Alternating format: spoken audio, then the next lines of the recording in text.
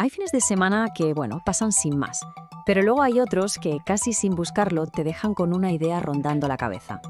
Este análisis nace de uno de esos fines de semana, uno provocado por dos momentos que a primera vista no podrían tener menos que ver el uno con el otro.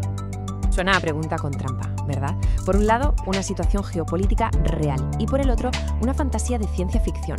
Pero, como vamos a ver, la conexión que se puede trazar entre ambas nos revela una idea muy potente sobre la supervivencia y, en última instancia, sobre el futuro de la humanidad.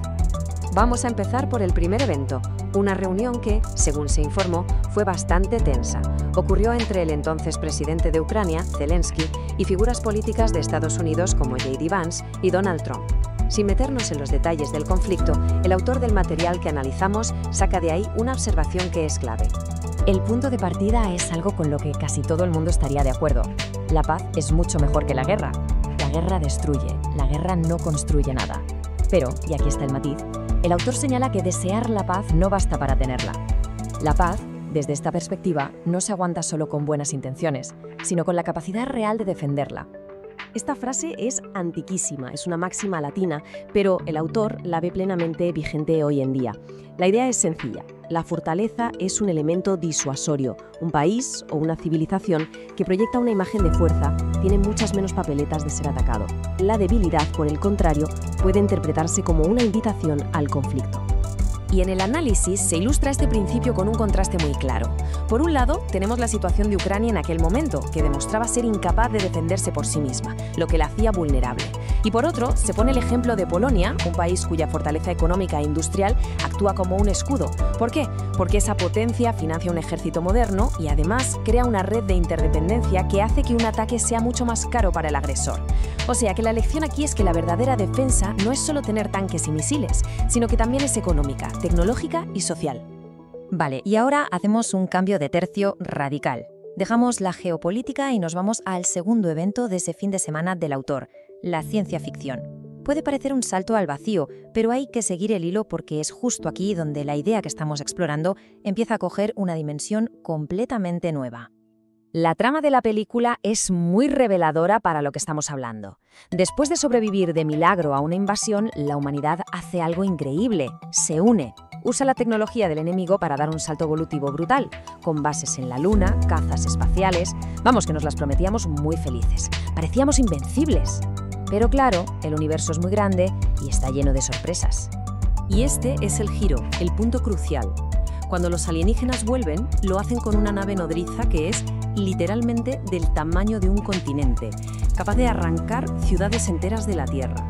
De repente, todo ese progreso de 20 años que nos parecía la leche se queda en nada. En un instante volvemos a ser la especie débil, la especie vulnerable, al borde de la extinción. El progreso no fue suficiente. ¿Por qué? Porque la amenaza también había subido de nivel. Y en mitad de todo ese caos hay un momento de lucidez. Los protas descubren una fuente de conocimiento de otra civilización, una muchísimo más avanzada. Y un personaje dice algo que lo cambia todo. Dice que con ese conocimiento ya no tendrían por qué limitarse a defenderse, podrían pasar al ataque. Podrían dejar de ser la presa para convertirse, como mínimo, en un igual. La clave, por tanto, no era solo tener mejores armas, sino tener un conocimiento fundamentalmente superior. Y aquí es donde las dos historias, la de la Casa Blanca y la de Hollywood, por fin convergen. Se unen para revelar una única y poderosa idea, la supervivencia. Ya sea para una nación en la Tierra o para toda la humanidad en el cosmos, depende de una sola cosa. Es importante entender a qué se refiere el autor con progreso. No habla de tener una economía un poquito mejor o coches que corran un poco más, no. Se refiere a saltos cualitativos, a avances de verdad, de esos que cambian las reglas del juego y expanden lo que somos capaces de hacer como civilización. La analogía que propone es impactante. En el escenario terrestre que se describe, Ucrania es la nación vulnerable y Estados Unidos es la fortaleza que puede, o no, ofrecer ayuda. Pero, ¿y si escalamos esto a nivel cósmico? De repente, toda la humanidad se convierte en Ucrania. Somos una civilización aislada en un pequeño rincón del universo. Si ahí fuera existe una amenaza de verdad, ¿quién va a venir a echarnos una mano? Y esa es la cruda realidad. No hay nadie. No existe esa superpotencia galáctica benevolente que vaya a defendernos si alguna vez nos topamos con una amenaza superior. Nuestra supervivencia depende única y exclusivamente de nosotros, de nuestra capacidad para hacernos fuertes y de hacerlo rápido.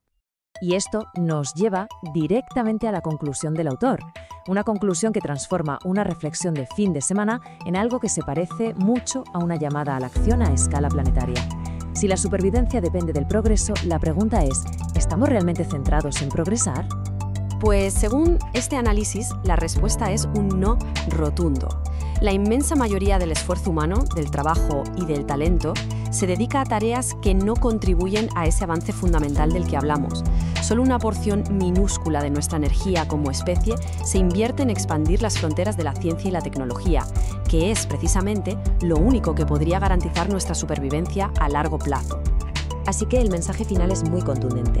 Para no vernos un día en la posición de ser una civilización vulnerable, una presa fácil para cualquier fuerza más avanzada, tenemos que cambiar el chip, reorientar nuestras prioridades.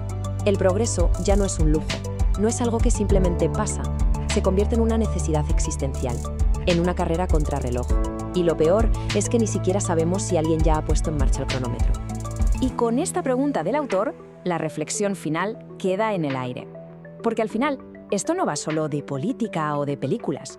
Va de cómo nos vemos a nosotros mismos, de nuestro lugar en el universo y, sobre todo, de qué estamos dispuestos a hacer para asegurarnos de que nuestra historia, la de la humanidad, continúe.